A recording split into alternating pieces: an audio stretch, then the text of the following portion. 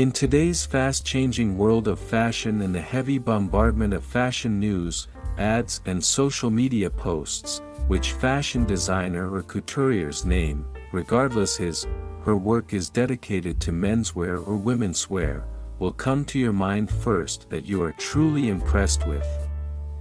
I mean not just those accidental designer stardoms that we see in recent years, but those with much profound history in their body of work over the years, or even decades, that shows their capability, multi-talented creativity, distinctive style and sophisticated work, to transcend the mainstream style or commerciality, taking calculated risks, to turn their idea into reality with courage, conviction and strong will to believe in themselves despite no others can.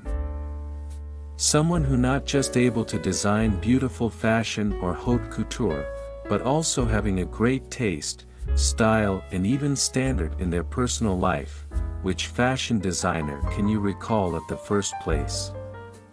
I have asked myself these questions because someone with such kind of remarkable traits, talent, mentality and ability to be sophisticated both in their work and life, is getting less and less, that almost disappearing like a mirage in the middle of Sahara. During one of my book hunt lately, I figured that I do have one in my head, and that is the late French couturier, Jean Patou. I started to reignite my interest with Jean Patou when I noticed the fashion house's current creative director, Guillaume Henry, who was the former creative director of another rejuvenated French high-fashion brands, Carven and Nina Ricci, before heading to the house of Patou.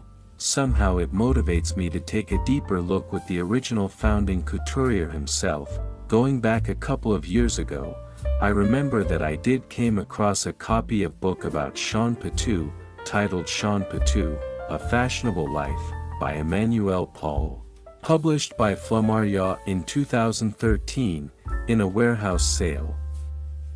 But it just slipped through my mind that I didn't have any intention to buy it, even the price has marked down to unbelievably low. Fast forward to mid last year, somehow I had a craving to find, and buy, that book back again. Fortunately, I did found it about a few weeks ago and got that copy in my hands now. But that doesn't satisfy me enough, not even close. As a high fashion and fragrance aficionado, my other craving about Jean's work is his legendary and luxurious perfume, so I started to embark a journey of collecting his fragrances along with my book hunting journey simultaneously.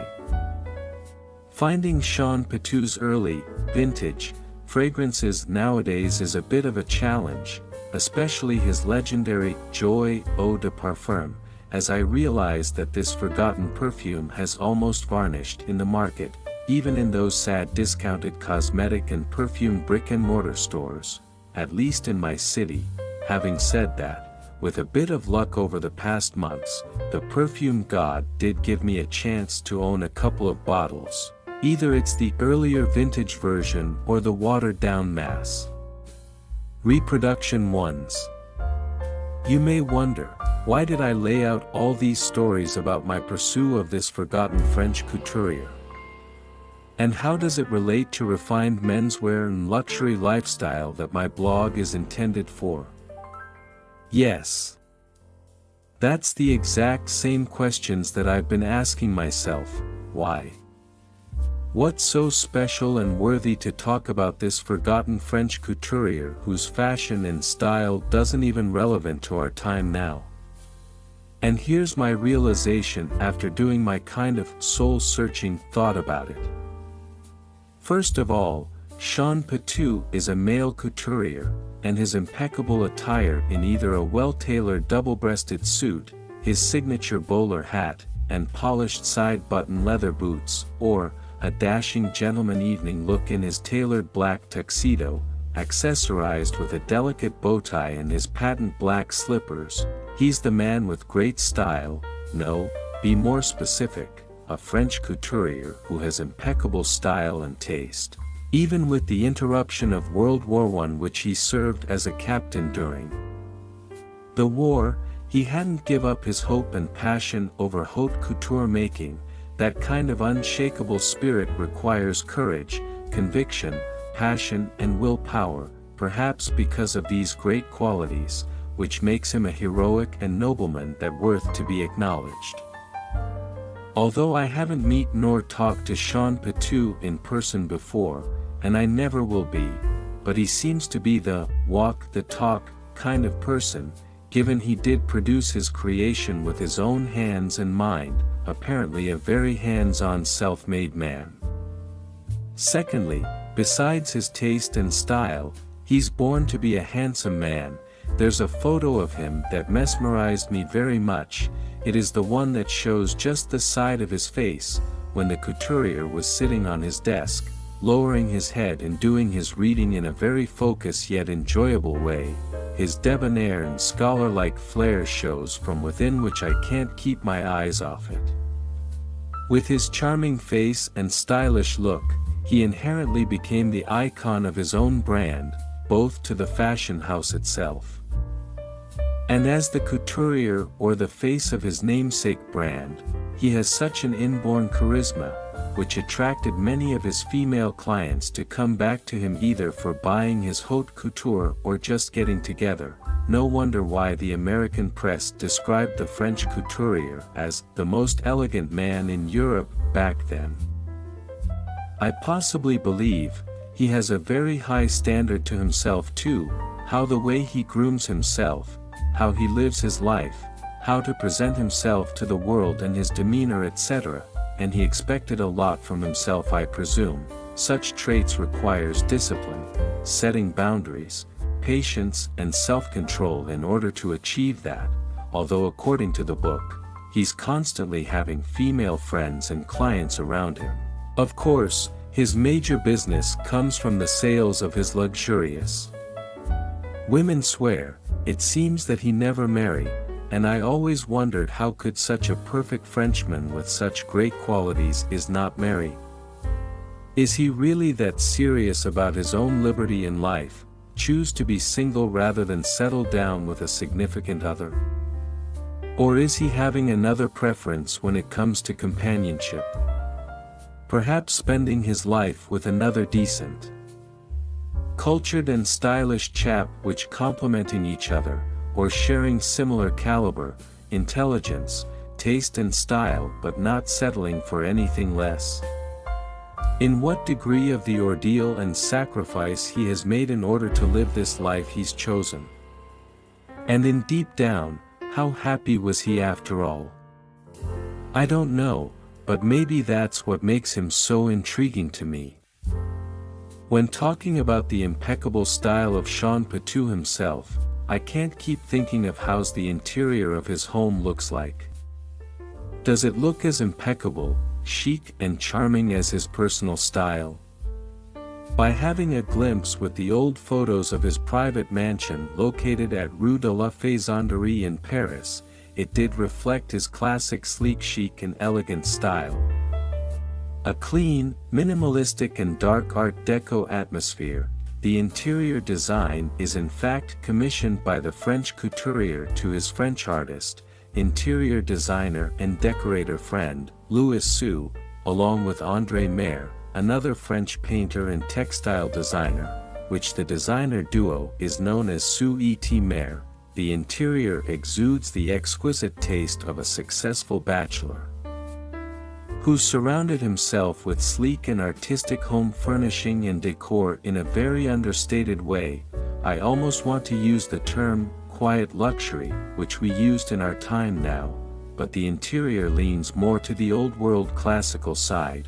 Even the private bar in Jean Patou's home is just as tasteful and luxurious as the one in any high-end Parisian hotel back in the glamorous Art Deco period. I can almost imagine how sublime and glamorous it is when he was entertaining his fabulous and beautiful guests in his soirée, with full house of impeccably dressed and handsome Frenchmen and beautiful ladies, rubbing shoulders with the gorgeous and elites, in their most stunning outfit with a crystal glass of fine wine or champagne at their hands. The glitz bubbles inside the champagne flute reflects the glittering light from the lighting and the sparkles from the priceless jewelry, the masculine and indulging haze of smoke from the cigarette, the scent and the smoke forms the glamorous mystery to the sumptuous interior.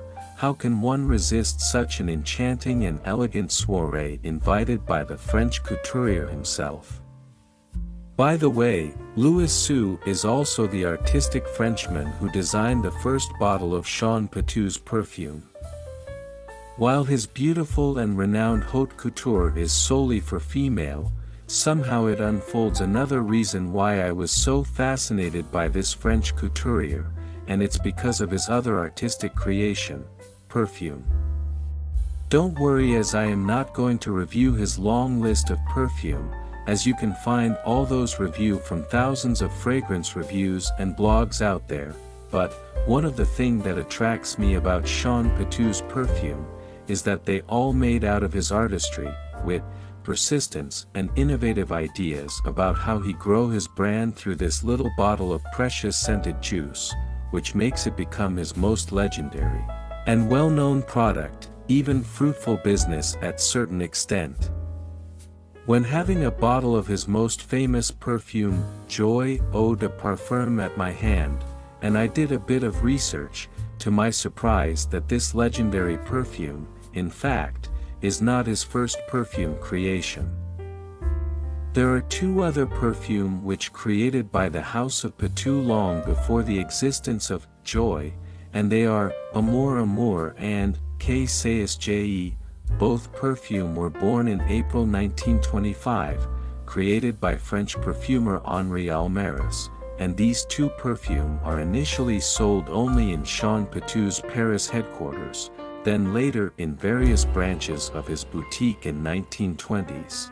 The perfume made with precious ingredients and produces in Grasse, the capital of perfume in the world, the flacon of Jean Patou's perfume. The first version was made of baccarat crystal glass, with an unique topper design that looks like a pineapple, as the French couturier wants to create a luxury perfume that is exclusive, unique and complements to his haute couture, that reflects the elegance and fashionable lifestyle that he intended to create. The legendary Joy only comes to live in 1930, and it served as a little treasure for the couturier's clients in America during the Great Depression period, to give them something to possess and remembering about him and his work despite undergoing the rough patches that some of them are unable to travel to Europe, or no longer able to afford pricey French haute couture regularly back then. Although with the tragic death of Jean Patou in 1936, the success of this legendary fragrance is literally a result of an audacious and innovative decision, which made by the French couturier. When his then perfumer, Henri Almaris, revealed how costly this perfume will be given with the ingredients and the massive quantity of flowers being used in order to produce just a tiny bottle of it. Jean Patou didn't back down after his discussion with Henri, but determined to push it through and created this, the costliest perfume in the world back then. So you see, without his tenacity, courage, and boldness, his willpower to take a calculated risk and go to the unknown, this legendary perfume basically won't even exist, nor letting us to have an opportunity to marvel and appreciate the beauty of the bygone fashionable Parisian couture era almost a century ago. Jean Patou may not do the perfume formulation himself, but working with a perfumer, with his vision, conviction and can-do spirit, the result is just as exquisite, sumptuous and beautiful as his haute couture. Perhaps due to that reason, I started to mesmerized by his perfume, and fortunate enough to be able to sniff some of these legendary perfume work. Although they might be reformulated, I possibly believe after all these years, even the fragrance style might more belong to the yester century than what we are living now, unless one is attending a vintage costume party in the theme of 1930s. It has become such a valuable and resourceful example about what and how an exquisite and elegant haute couture French perfume is made, letting the new generation of perfume makers and founders to be inspired, and to carry the torch of French perfume making savoir-faire ahead to the future, and keep flourishing. I guess there's another reason that I keep pursuing the story about Patou, is to break the belief of such kind of qualitative and noble men, both from inside out, are extinct in this world but only exist in history. He isn't, he did exist at some point, although not in our time now, but he did exist, and I need to have faith, and to do my work and my best to find him at the same time, through reading the book, collecting his creations, either his haute couture or precious perfume, both vintage and recent ones. These memorabilia is going to keep me closer to this remarkable and debonair French couturier, to make me realize that great men do exist, even if it isn't physically here yet. Just believe and keep bettering myself by keep learning and putting great works out there. Never discouraged no matter how rough and lonely it is in our creative journey, or even a career or life. To end this blog, I have to use an analogy from the movie ending scene of W.E.